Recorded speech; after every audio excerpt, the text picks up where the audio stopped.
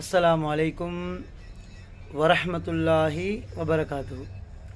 அன்பாதவர்களே, சஹருக்கு எழும்பினால் 4 வகையான அமல்களை செய்யணும். முதலாவது இஸ்திக்ஃபார் செய்யணும். யார் அதிகமாக இஸ்திக்ஃபார் செய்வாங்களோ அவனோட கஷ்டங்கள் நீங்கும், அல்லாஹ் எல்லா பிரச்சனைகளையும் லேசாக்குவான். ரெண்டாவது தஹஜ்ஜத் தொழும். யார் தஹஜ்ஜத் தொழுந்து வருவாங்களோ அவங்களோட முகம் அழகாகும், ஒளியாகும், பிரகாசமாகும்.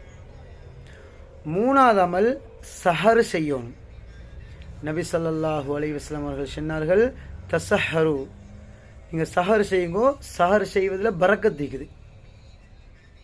நாலாவது அமல் துவா கேட்கணும். அல்லாஹ் துவாவை நிச்சயமாக கபூல் செய்வான்.